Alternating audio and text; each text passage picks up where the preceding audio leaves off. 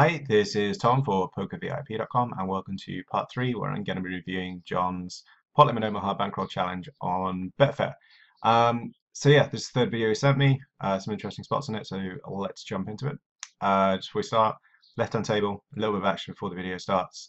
25 big blind stack on the button, has decided to open and John is going to go for the 3-bet, which I'm absolutely a fan of.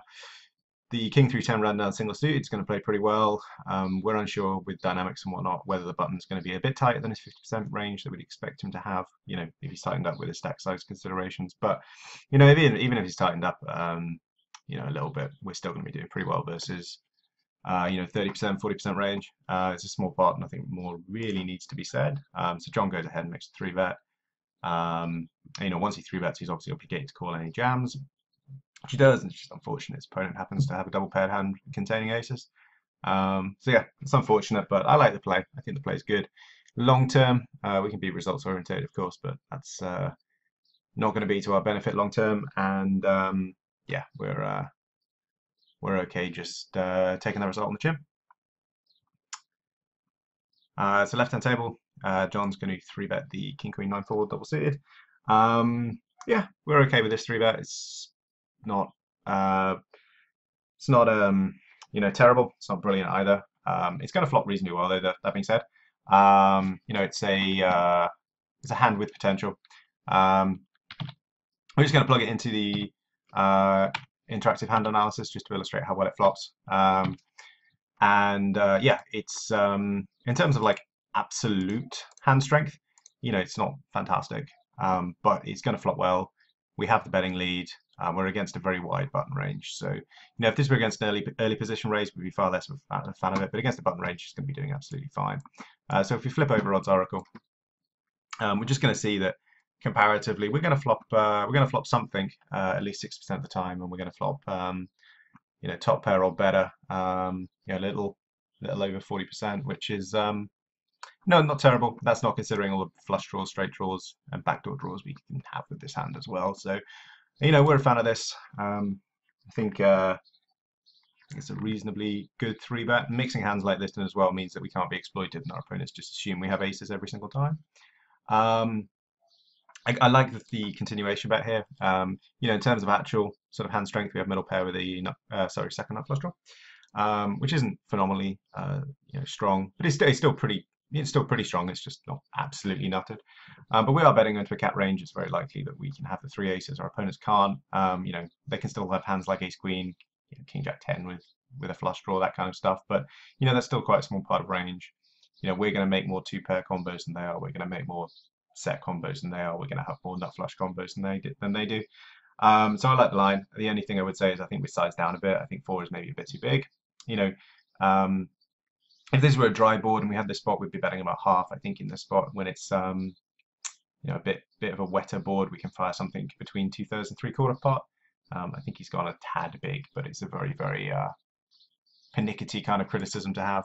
And yeah, I like the line. He just picks up, which is absolutely fine, and I like the aggression there. He's certainly been guilty of being aggressive in certain spots that he shouldn't have been in the previous 2 videos, but that seems like a good spot to do it.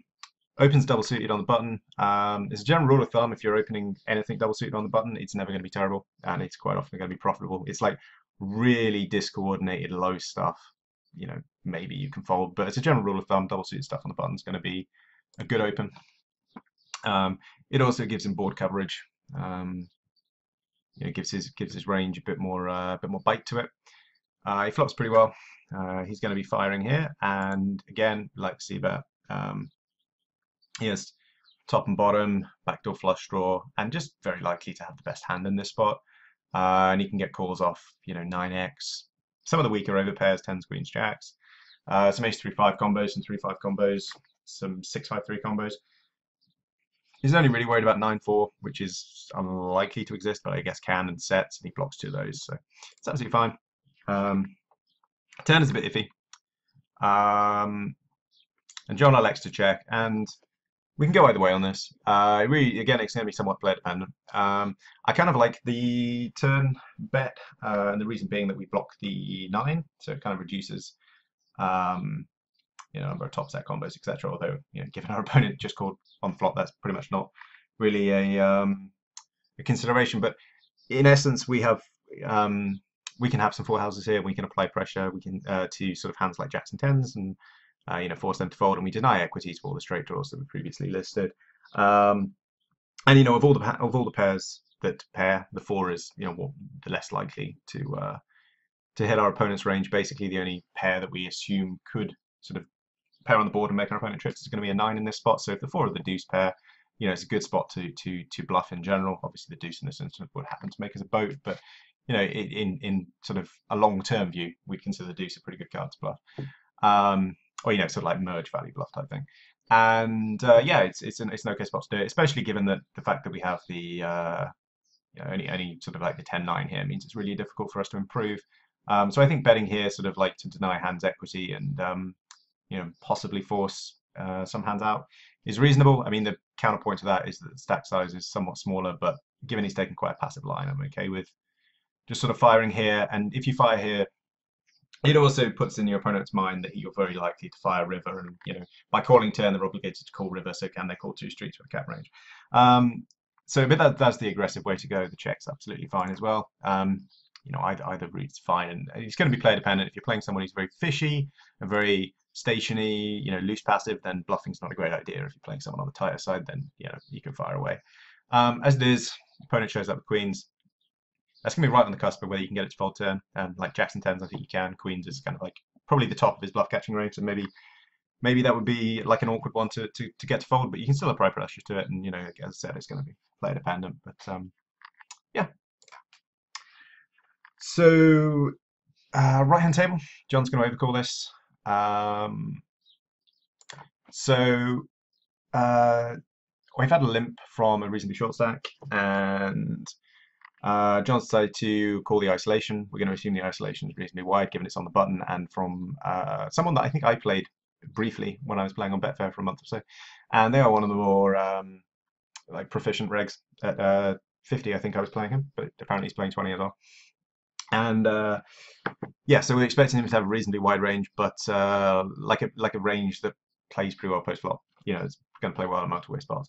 The downside of us calling is we're not closing action, but that being said, it's really unlikely we get back raised here. And if we do get back raised, we can just fold it. And we've got a hand that plays reasonably well post flop. It's a bit disjointed. It is kind of like two hands stitched together, but you know, the double suitedness probably means call long term.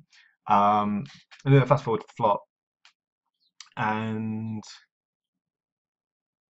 that's right. I remember what happens. It's weird. John decides to lead, and this is like a really, really weird lead, to be honest with you. So we've got to consider what we have in this spot. We have an open ender, and we have two backdoor flush draws, neither of which are nutted, it must be said.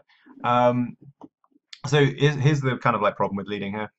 We're firing into three people is the most obvious problem we have, and we're also firing into one person who's particularly short stacked and can shove, you know, a pretty wide variety of hands here that you know, we're basically behind any pair. So you know, we're basically firing off with a hope for someone, you know, to exploit fold equity, which isn't really there. It's very unlikely we can get three folds here, and we're going to have to be prepared to basically barrel turns and rivers, which I guess we would have an uncapped range when we do it, and our opponent would cap by calling, but it still seems very, very optimistic. So yeah, it's not a fantastic lead. As it is, he gets shoved on. If action gets followed around, it's an absolutely reasonable call, given the price and given the fact he does have nut outs. His opponent shows up the set, which is, I mean, I guess towards the top of his range, but I mean, he's going to be getting in with all sorts, really. You know, even some of the stuff that we're ostensibly beating, like 6, 7, 8, has more kind of like more straight equity. You know, we're only marginally ahead of those kind of hands. You know, hypothetically, our opponent could even show up with ace, 6, 7, and we're behind the ace high. So it's, yeah, I think just calling on the flop and, you know, attempting to hit it. We can also see how our opponents react. You know, we can call a single raise. If it goes bet raise, we know that we're not getting the right price, and we can just fold and lose the 3.5 big blinds, and you know, not really have much more of a loss than that. And so yeah, he gets it in versus set, binks the nuts on turn, and I think he holds. Yeah, he does hold. Yeah, I mean, it is what it is in terms of like once the raise comes in, it's an absolutely standard spot, but I just don't think the lead would have been great as it was. results-wise, it would probably end up going in on turn anyway, so it doesn't make a massive difference. But long term, we shouldn't be thinking results orientation. We should be thinking of how did we play it, and is it long term better to check or bet there? And I think the check is just going to be better, and better by a good distance there. So yeah, but he hasn't. He won a nice little pot there, but yeah, I think it's kind of like a general indication of things he's done over the sort of 3 videos I watched so far, is that there's some weird leads like that where he's kind of overvaluing some of the kind of some equity, sort of straight equity. And there's a point in general we should make when we're talking about Omaha and like adjusting from Hold'em to Omaha, and most people do play Hold'em first to move over to Omaha, that like 8-card straight draws don't really have the value they do in Hold'em. The reason being that, first of all, we can be getting free roll by bigger straight combos, 13-card straight draw, 17-card straight draw, hypothetically even a 20-card straight draw.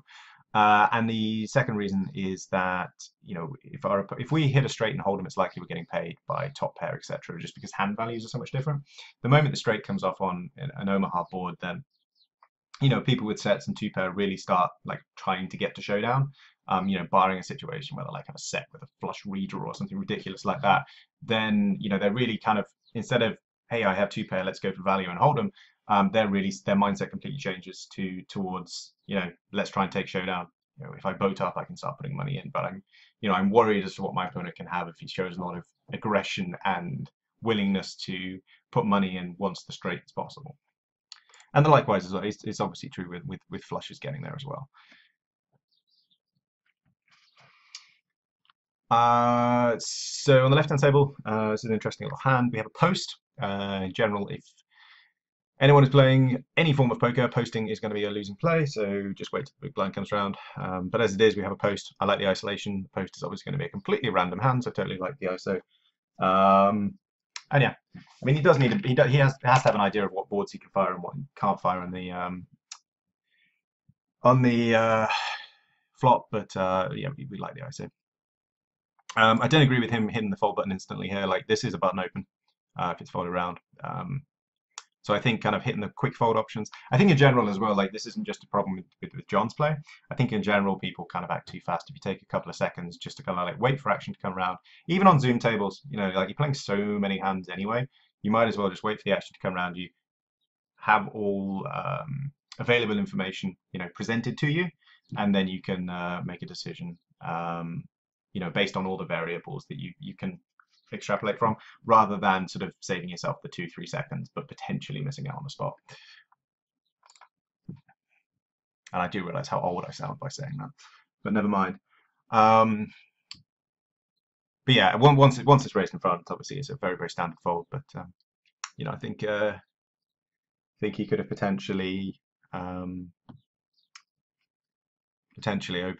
there. Oh yeah, so that hand there, the ace queen 10 deuce single suited, so very much a cutoff open. Cutoff we should be around the 25% mark, give or take a percentage and a half either side, depending whether you're playing tight or loose, and that's going to depend on table conditions and what you're comfortable with. But if we took 25% ish as like a benchmark figure and kind of play around with it either side, then that's going to be in that range, even with a 10 high flush draw. It's going to be in range. Admittedly, we do have a reasonably good player on the button who can make our life somewhat difficult, but even then, very, very standard open.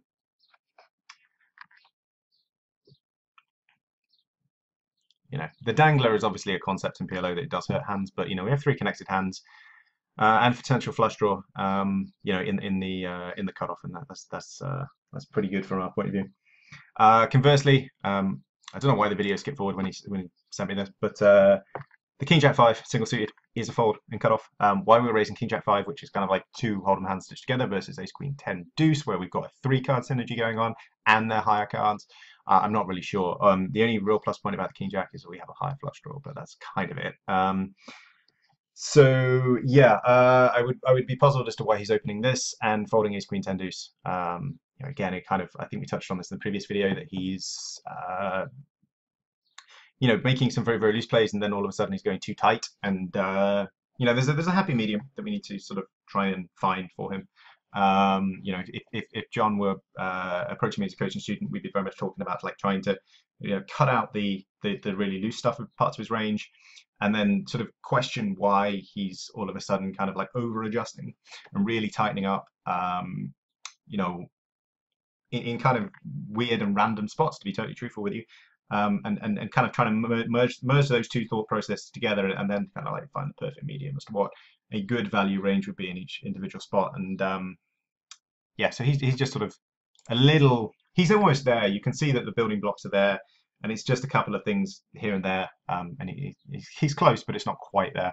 As it is, I quite like the just check down line, and yeah, his opponent's a nit who never bet 7, but you know, we just got shots and stuff. It's absolutely fine to just give up there. We like the isolation of the limp. It's a pretty strong hand. You know, again, all the cards work together. We have nut flush. Yeah. We have to reconsider the strength of the hand if we get 3-bet, but we'll cross that bridge if we come to it. And we just flop the absolute bejesus out of this. You know, I think we did kind of put this into Odds Oracle to just illustrate just how strong this hand was. That even if hypothetically we're against the absolute top part of range, which would be 3 kings, we're exact flip. You know, against the randomized kings, you know, obviously if the kings have diamonds, it's slightly different. But against a randomized top set, we are exactly flipping, and we're obviously crushing everything else. So yeah, absolute green light to just sort of start piling links to this for value. I would size down slightly, but again, that's being somewhat picky. But yeah, he's obviously crushed that and tries to go for value, doesn't quite get it. Like the fold under the gun, when rainbow, that's not going to be strong enough. That's not going to be in the 11% or 11.5% range that we want, so that's a good fold. We're going to skip forward a little bit. And yeah, so left-hand table, we have had a player who's posted now limp on the button to us, so we've been making a note of this, that he seems pretty passive, pretty limpy, and probably on the weaker side, to be truthful. Flop and top pair. We could lead flop if we chose to. It's very similar to the king jack, sorry, the king 8-5-3 spot in the previous video. Checking's fine as well. Kind of evaluate what our opponent does. As it is, our opponent checks, and when we flop, sorry, turn 2 pair with the straight draw, this would be like the green light for me to bet here. You know, how likely is it that our opponent's really ever checked better? I mean, almost nothing. You know, almost impossible. You know, we happen to have a straight draw as well if we are being particularly paranoid, but I mean, let's be honest, the 2 pair here is almost certainly good. Let's try and extract value off Queen X. Let's try and extract value off a random 9. Let's try and extract value off a flush draw. You know, and I mean, hypothetically, let's try and extract value off someone who's awful and playing 4 deuce. So, you know, there's things we can get value off, and that's what we should be doing here, really. He decides to go for, no, he decides to check river. Again, I think that's a pretty clear value bet. Not really sure why he's even checked that river. Just surprised if no one is 2 pairs good. But yeah, really puzzled as to why he wouldn't start betting for value there. So the queens on the right-hand table, like the complete pre-flop, that's absolutely fine. And we only have an overpair and some really ropey backdoors here. So I imagine he's just going to be checking down, which I think is pretty good here. Left-hand table. So the left-hand table, we get John 3-betting. And this is yeah, this is just too loose. We've talked before, you know, in this video series and in previous ones for that matter, the issue of pulling and pushing hands, and this is definitely a pulling hand. You know, we've got the ability to make nut flushes here, and we want to pull people in the pot so that when we hit it, we can extract value off at least somebody who has a weaker flush draw. That being said, ace 5, deuce 4 is kind of like really on the low side of what the ace double suited ace combos we can have. You know, the very nature of the wheel means that we can make fewer you know, fewer straights. You know, just because like a middle of the range hand, like a 10-9, 8-7, you know, isn't capped at the bottom as to where it can make it straight. So again, we plug this into Odds Oracle, we get a saved result of what a 25% range looks like, which given our opponent has raised cutoff, and let's, you know, again mention that he has raised for the first time. We've seen him limping beforehand, but he has raised. That actually against 25% range, we're not doing so well. You know, we have okay flop equity distribution with it, but again, a lot of it's going to be making like weak 2 pairs, weak flush draws. bottom ends of straights, that sort of stuff. So we plugged it in again. Gee, that was exactly the same result. I don't know why that showed up. So yeah, anyway, to sort of accentuate the point that yeah, it's very difficult for us to flop kind of like a very strong part of range for us to continue here. You know, there's like a hand like a king 5-4 board, you know, that we continue on and get a serious amount of action. We're never sure what turns and rivers are going to complete his two pairs. It just puts us in awkward spots. As it is, we get a really awkward flop here that's going to hit our opponent's calling range significantly. We only have a weak flush draw and some really, really weak backdoors. So yeah, I would have been fine with the call pre. Three betting seems just like setting money on fire, to be honest with you. That being said, I think his post-flop line's absolutely fine to just check fold this. You know, he's either going to make a very weak flush that he can't extract value from, or he's got the reverse implied odds of making a weak flush that's no good. And that's the times he even connects. He's going to miss a lot as well. So yeah, absolutely fine with him just giving up here, which is what he does. But yeah, I think he's gone too loose with that 3-bet, which is a little unfortunate, but yeah.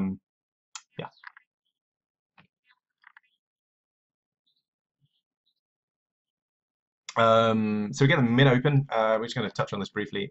So no matter really what hand you have, if you are going to be raising, you should be raising pot. We don't want to incentivize more people to come into the pot in a game where pre-flop equities run much closer than hold'em. So you know, no matter what, we want to be raising pot. As it is, I think John made a good fold here. You know, under the gun range is going to be pretty tight, or under the gun +1 in this particular instance, given it's 5-handed. But he's going to be tight, and you know, if he has the king high flush draw with his king queen 10 deuce, you know, then that changes a bit. But you know, with just the jack high flush draw, I actually quite like the fold. So yeah, we're okay with that one. The aces, again, I think ISOing the limper is absolutely fantastic. It's exactly what we should be doing with this kind of hand. Trying to get the hand heads up, trying to play the pot in position with, you know, towards the top of our range. And yeah, so we get a pretty horrible flop, to be honest with you. We have a gut shot on an overpair, but you know, anytime we get serious amounts of action, we're in trouble. And king jack 9 does sort of hit a limping calling range if it's under the gun. You know, we give under the gun a bit more credit for being a bit tighter with his limps. That being said, you know, a limping range is still quite weak. But you know, we have a bluff catching hand, so trying to control pot size is you know, a pretty good route to go for. So I like the check that John made here. He has backdoors as well. He does turn a backdoor out. I'll be absolutely fine with him checking again. And I think his call here is like, well, it's far too tight. Let's be honest. He's got second nuts. We just, you know, we should be, you know, just value raising here. You know, our opponent's min bet, so he's basically sort of screaming that you know, he's trying to block with the hand. We don't need to go very big. You know, we can raise it to like half pot, something around that. We don't need to go pots. I don't think we can ever raise pot and expect to get value, but something like half pot, 2/3 pot would work. Try and extract value off a queen X that made a straight. Maybe like 8/7 potentially. That's, you know, really loose. And of course the weaker flush draws. And I mean, I guess maybe a turn, like a rivered set of 10s or something weird like that. There's a few combos like that. Maybe two pairs going to try and take showdown, but I'm not sure if that's ever going to call a raise. But you know, if we ask the question, at least we have the chance of getting paid. Whereas if we just call, we're not, you know, potentially allowing him to make a further mistake in the hand. As it is, he's going to show up with a set of jacks, and that's exactly what we want to try and get value off. Whether we can is, you know, an entirely different matter, but at least we want to pose the question as to whether he's good enough to fold a set. And you know, if he's limping under the gun, it leans towards one answer without being, you know, harsh towards the guy. So yeah, I would pose the question, and if he's good enough to fold it, then you know, credit to him. But you know, we want to give him the option of making a mistake there.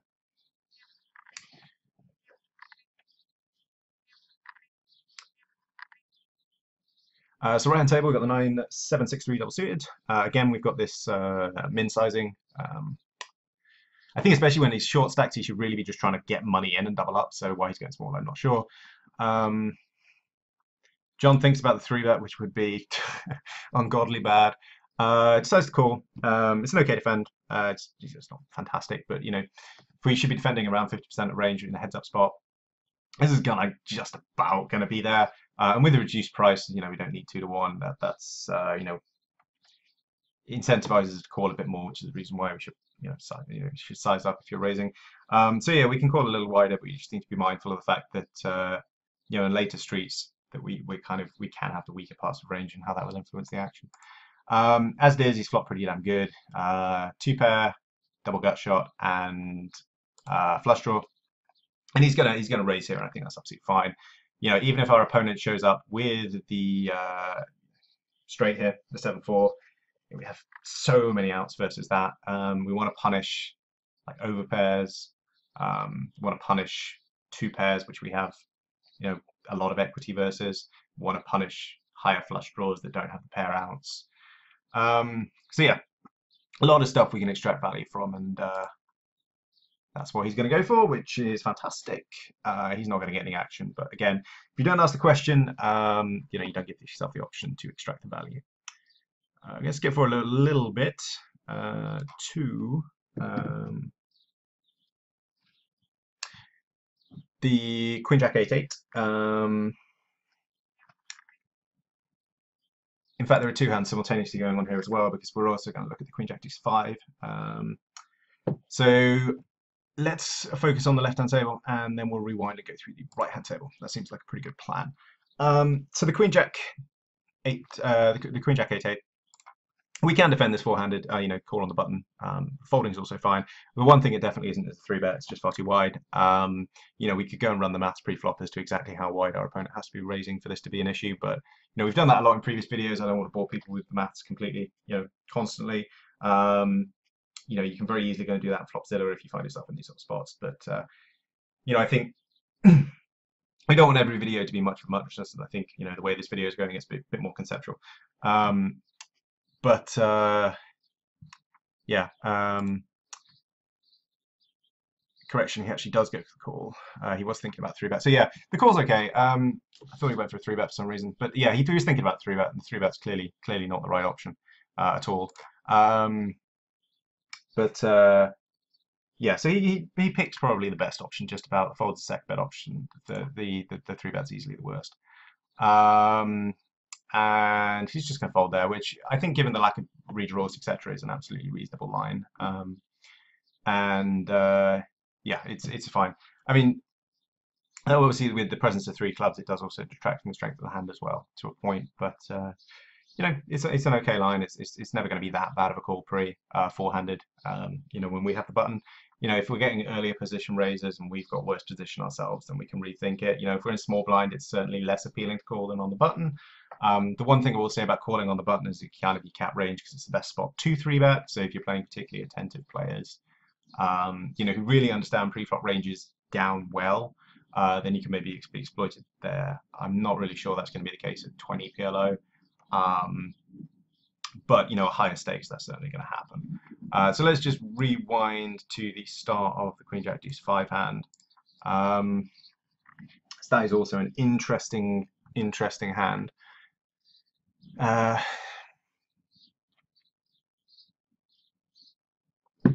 Okay, so we get a limp. Again, same player's been limping a fair bit. And in a couple of these videos, actually, we're recognizing the name. We're absolutely fine with checking through. There's absolutely no reason to blow the pot at all. We're absolutely fine with this. So we flop pretty well. Flopping 3 deuces, which you know, we're a fan of,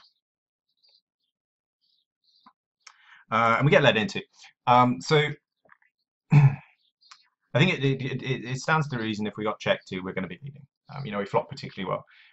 When our opponent leads, we've really got to consider what leading range he's going to represent. And he's going to be representing 7's full, a better deuce, which, you know, a worse deuce. There are some deuces that are worse, or some deuces that are better, and some flush draws. And obviously we kind of want to incentivize the flush draws to keep drawing. You know, if we raise on a paired board, they're going to snap fold, and we're only getting action off better, really. And we want to pot control the times we have to be beat and see if we can improve. So we're very much a fan of this call. If John goes ahead and makes it, which I think he does off memory. Yep, that's a good line. Like the call. We get an unfortunate turn, though, to be honest with you. Obviously the flush comes in. And I mean, I guess some really low combos at someone's limit, like ace deuce 3 5, that kind of stuff, has made a weak boat as well. Um, so yeah, it's not a favorite turn. Happens though. Gets checked over. John's going to continue to check, like the check. Don't think by betting we're going to extract value from worse too often. And the short stack that limit has decided to bet now, having called just pre.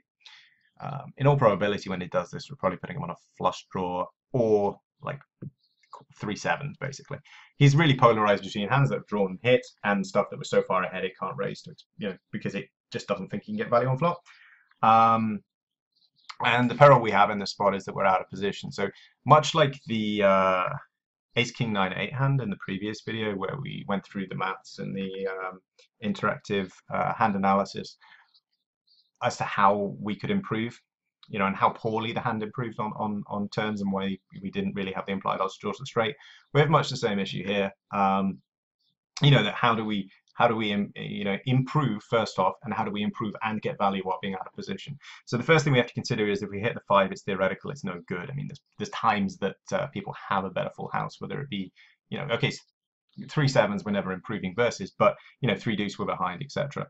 The queen and the jack, but that's really it. So there really aren't many outs to redraw, and we have the same problem that when we redraw, how do we extract value? And we could check and hope to check raise, but are we ever getting a check raise called? And I would lead towards no. In which case we kind of have to lead, and even then we don't always get called. And we by leading we're kind of like almost setting the price because we can't ever really get raised by a hand that's worse than ours. So there's not great implied value here at all, actually, really, when we stop to think about it. And we have to factor in that our opponent's fired into 2 people. So I really like the fold from John here. It's a really disciplined fold. He made it pretty quickly as well, which is more to his credit as well. He's realized that the hand doesn't redraw fantastically, that he's probably not getting paid if he hits it, and that there are going to be occasions that he hits it and still is behind and has a really horrible reverse implied odd spot. So I really like the way he played that hand. I think it's really well played, and that's definitely to his credit. Yeah, really like the way he's played that at all. It's really good. Hey, we're going to skip forward. And we get to the jacks, which are opening button, which is absolutely standard. He decides check back. It's going to be player dependent as to whether you're going to fire this flop. You are going to have significantly more aces than your opponent, and you have, I guess, 2 backdoor straight draws. But yeah, you're going to have to, you have range advantage basically, and that's what you're betting if you happen to be betting this flop. So I guess you mix it in a small percentage of the time, 15, 20% of the time you'd see about this, but the rest of the time you're checking. So we're absolutely fine with the check. Try and take showdown. Sometimes your jacks happen to be good. Other times you can improve and just take showdown, which is fine.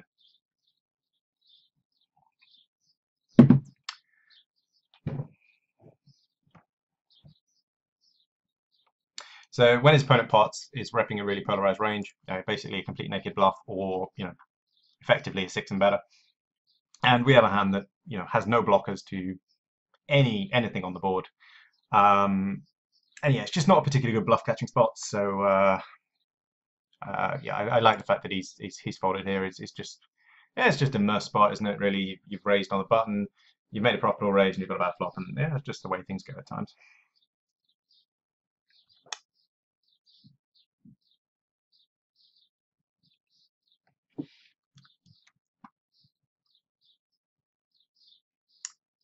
So John's burning some camera time here while I wait for his action.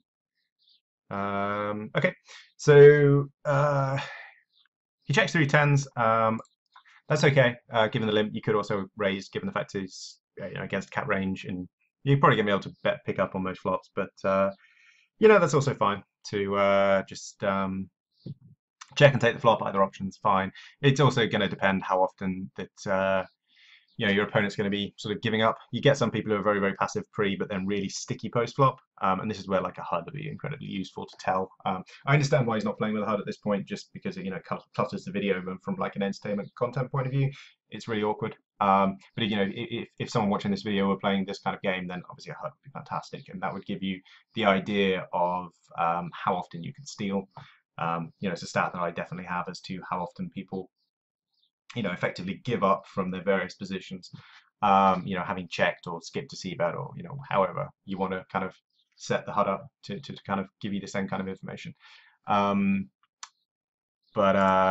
given we're doing this in a vacuum, then that becomes a bit more tricky as to whether we can extrapolate too much from that. And yeah, we haven't improved. We haven't hit our flush draw. John decides to fold river. I mean, obviously we have the 10 blockers to the straight, but the issue we have is the pot's tiny. So, if we raise here using our blockers, we're just going to get stubborn called so often, just because, if we're raising blockers, we really want to put people under threat of like, look, you're going to have to call off a third or a half of your stack, to be right here to catch the bluff.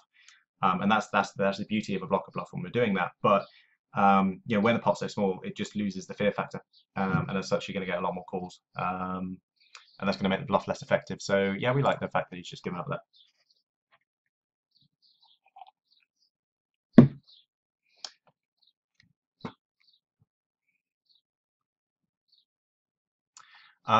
John has just made an awful folder. I've just praised him for how well he's been playing, and we'd be defending a button raise here, to be honest with you. King, queen, jack, 4, okay, single suited, and we have 3 of the hearts. But if we assume a button's going to have 50% raising range, that's still playing fairly well versus a 50% range. It's not strong enough to 3-bet it, but it's doing okay. But against a limping range, it's miles ahead. So yeah, we're kind of gonna give him a bit of a beating on that one. That's a pretty awful flop, pretty awful fold, sorry. Yeah, it's questionable.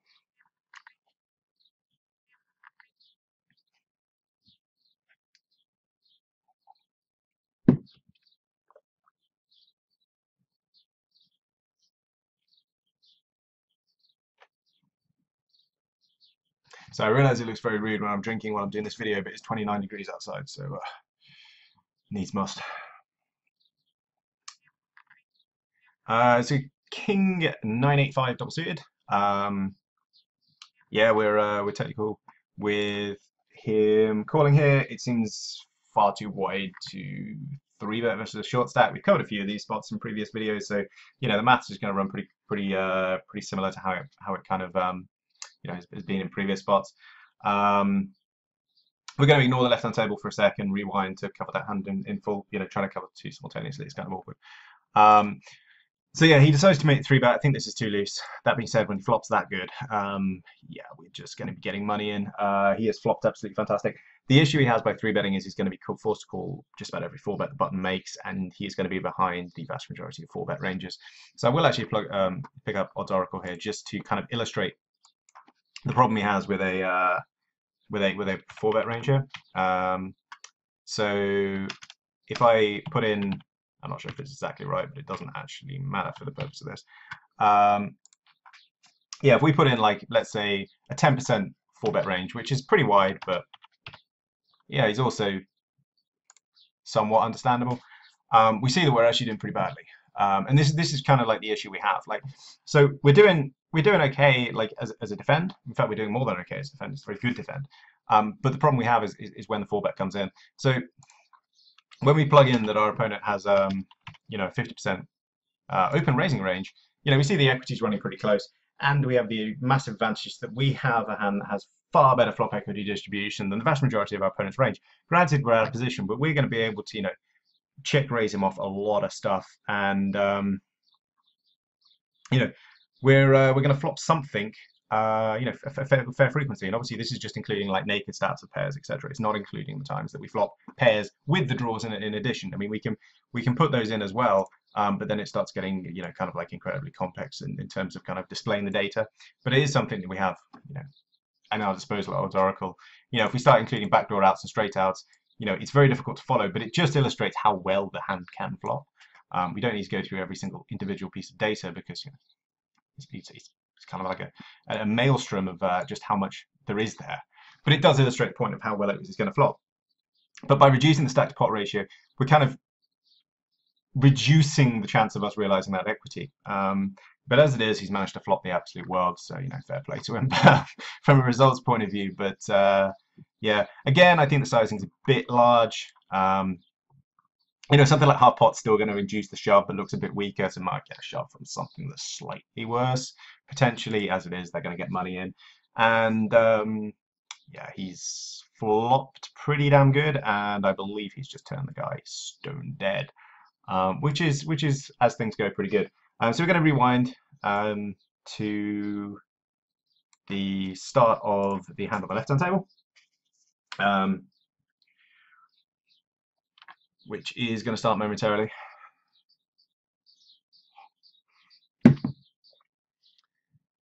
Yep, all good. Right. So in this hand, we are on the button with 10, 9, and 7 still suited. Absolutely fine button open. This is going to be happily within the 50% range and then some. And we, I believe, are going to get defend. Okay, so we flop 13 card straight draws to the bottom end of that straight. We also block a lot of straight draws with our nines, so yeah, it's a reasonably good board, all things considered. You know, if we're not firing this board, then frankly, there's no point in playing the hand. We get c-bet again. I would size something more like 1, rather than the sort of full sizing. So yeah, we're fine with him continuing here. So opponent check calls, and we get to the turn. And John decides to continue. I'm actually okay with this continuation. Now, I think as a default, we can't continue 100% of times because that's going to then become quite exploitable. But as a play that we have within our realms, I think it's good. And these are the reasons why. Our opponent by check calling is basically cat range. We've touched on this before, but it basically means our opponent cannot have the top parts of range. Our opponent cannot have sets, and our opponent cannot have jack-8 in all probability. Those are hands that are going to raise, even on this dry board, because of the presence of 13 card straight draws, the queen 9-10, the 10-9-7, that they can extract value from, or potentially, you know, even get to overplay and ship, you know, on them when they're going to have a significant equity advantage in those scenarios. So when he's firing into sort of cat ranges, he's really trying to kind of deny equity to the Jack-X combos. You know, they only have the 1 pair that have been fishing for the 2 pair, and that the 5 in all probability has not improved them. You know, if they turn something like an ace or a king, we're going to be far more reticent to fire just because it's going to make far more 2 pair combos. But the 5 is a total brick from this point of view. You know, and even if our opponent has something like 8-5, 3-5, you know, even then it's getting really difficult for them to call when we're showing so much strength, and we still have the equity of the straight draw if we happen to get called. So I like this. I like this turn bet. You know, I think it applies pressure in the right instance. Happen to get called, and now we have a real kind of really interesting spot on the river. So you know, our opponent's called twice. They do have a capped range, but they're showing that they're quite stubborn with the cap range. The ace is probably going to be a better card for us than them, in all probability. And we have far more ace-jack combos in our range. We have, I mean, hypothetically, we have aces in our range, you know, with the would fire 2 streets on this that just made top set, although, you know, from our opponent's point of view, that's a very small part of range. And it's very unlikely that, with the exception of ace-jack, it's improved our opponent. Our opponent's very, you know, really kind of improved with the ace-8, the ace-5, the 5-3.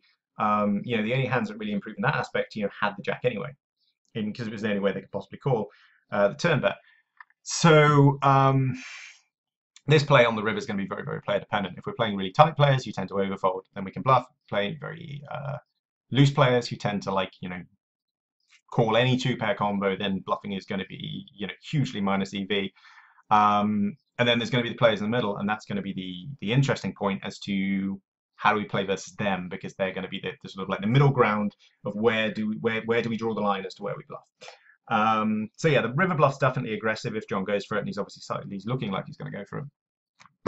And said if he's going to do it, the ace is a reasonably good card to do it. There are going to be cards we can't do it on, you know, the jack being the obvious one, but he gets a snap fold, and you know, again, we've accused him in previous hands of being too aggressive in spots that don't make sense, but at least in this instance he was aggressive in a spot that did make sense, and so that's to his credit. And so yeah, nice little bluff gets through. You know, we're happy with that. So yeah, so we've got about 3.5 minutes left of the video. I've got 4 hands I've made notes on, so we'll just wait for those to pop up and discuss them. The first one's a reasonably sort of standard note to make, which is the hand on the right-hand table, the ace-10-5-3 rainbow. It's actually a really good fold. We say we want to be opening 50% of button range, and to the surprise of some people, that is not in the 50%. Just for the lack of post-play playability, the fact we don't have the flush draws, the fact that it's somewhat disjointed and makes weak straights, it actually isn't in top part of range. Something that's sort of like middle of the road in terms of hand strength, being like a 9-8-7, but double suited, just because it has so much more synergy and ability to make more more strong hands by the river, not nut hands, means that it's going to be in the range and it's going to be more playable than the rainbow ace-10-5-3. So it's a good fold there. It shows good discipline by letting that one go. Likewise, a good fold again in the cutoff. It's a hand we have seen him open on some occasions, so it's a good fold.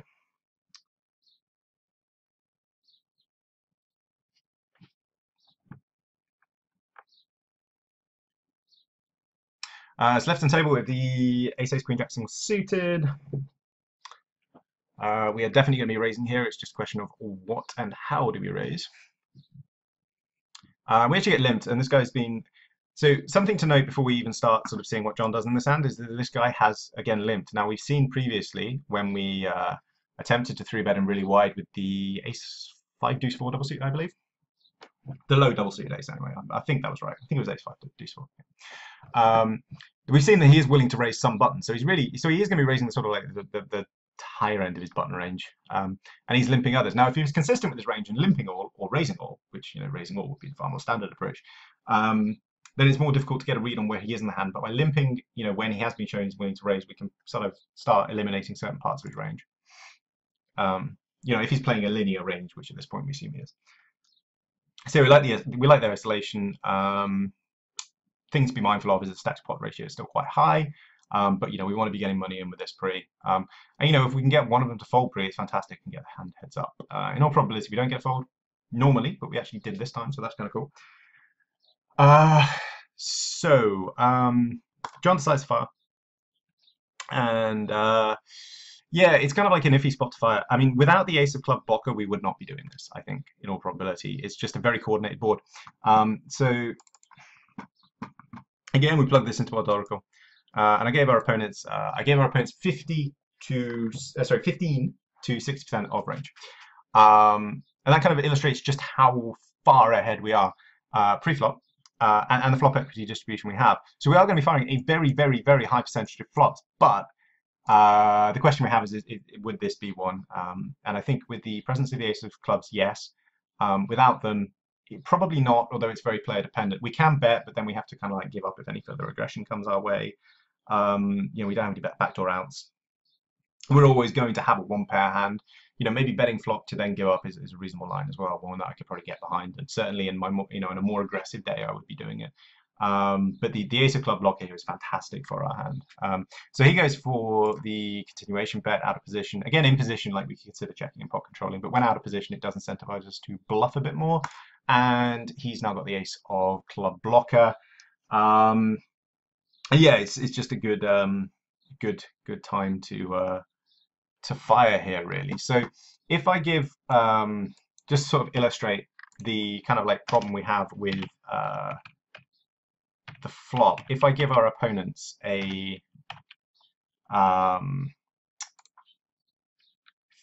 range I gave them before, which is the 15 to 60% range, and plug in this board, and we're going to ask the question, what interactive hand stats do they have, on this flop? How well do they hit this, given the range they limp?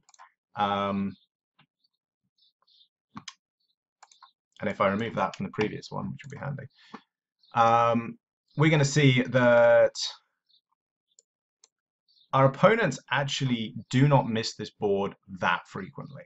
They are going to have something, a high percentage of the time. They're only going to miss 25% of the time. Now, some of this is going to be stuff that technically hasn't missed, but is still rubbish, namely underpairs, etc. But there's still a worrying amount of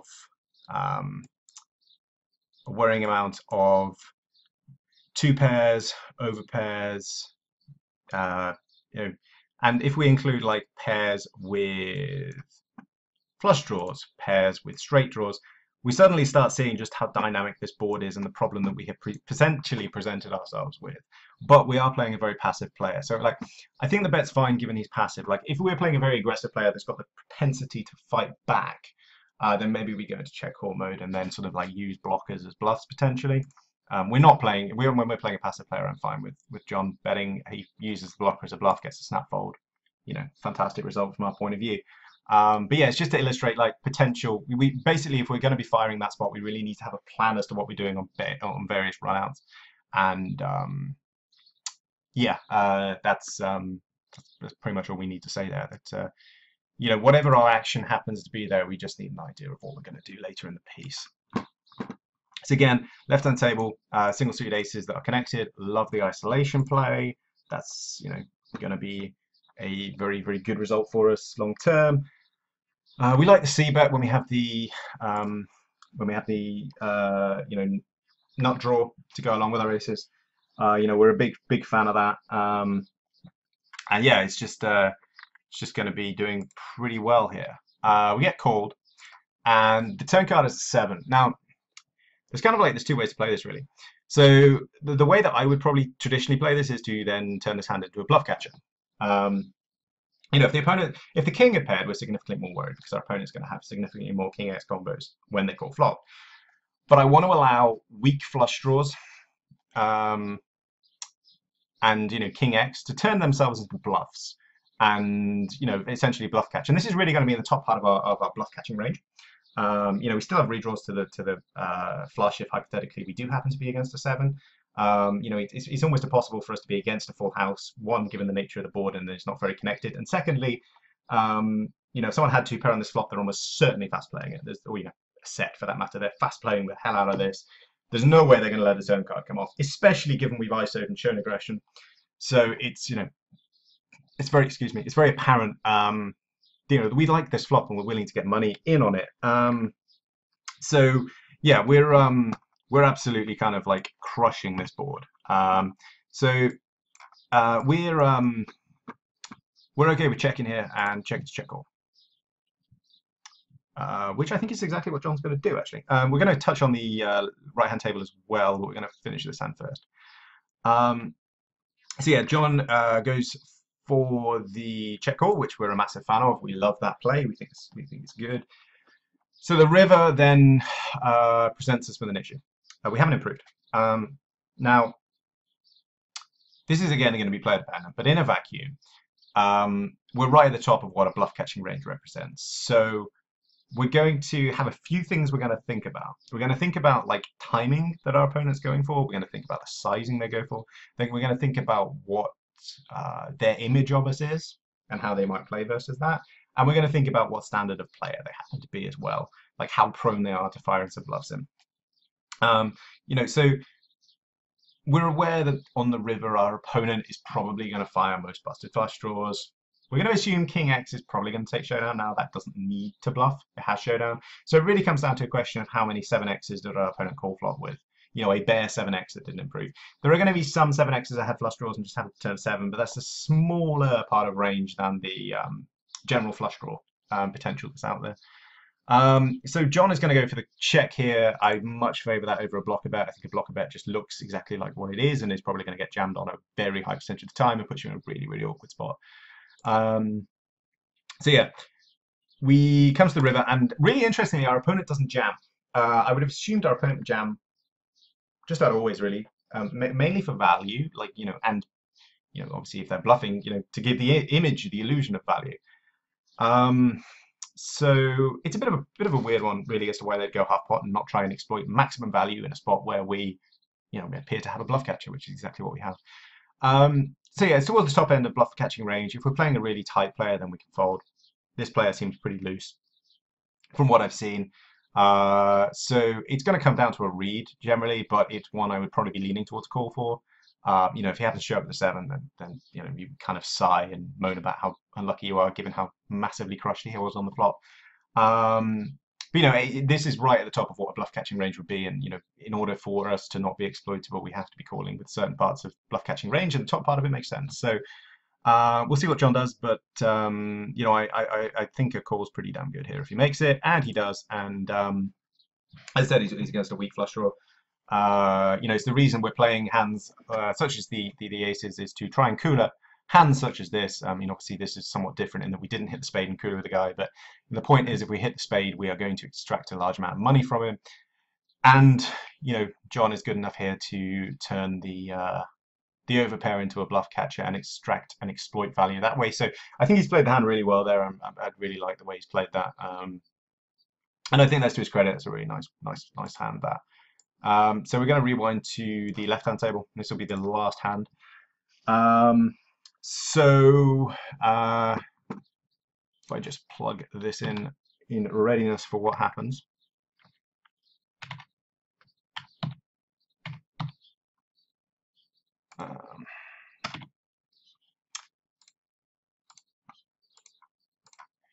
So John defends, which I think is fine. Check on flop, and he decides to lead turn, which is absolutely great, and he gets raised. The issue we have when we get raised is that we're basically, our opponent's repping a range that crushes us. And just to illustrate that our hand is kind of like, it's not going to get any better. This is what I'm going to show with this answer. Like, we're always going to have a weak 2 pair. We're never going to improve. So John decides to think about it and decides to go for the fold, I believe. And given the way that this hand just like can never really improve further from what it is, which is going to be a weak 2 pair very often, you know, we're absolutely fine with it. We think he's made a good fold here.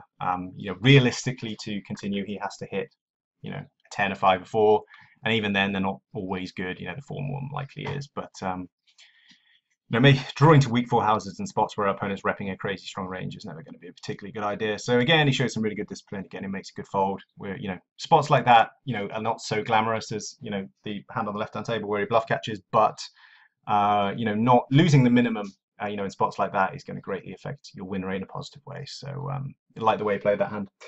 So yeah, that covers the 3rd video of this series. Some really interesting spots there, actually. Some really good stuff to talk about, like from a math point of view and from a conceptual point of view. So yeah, hopefully I'll see you for part 4. And I've been Tom for PokerVIP, and yeah, hopefully I'll see you for part 4.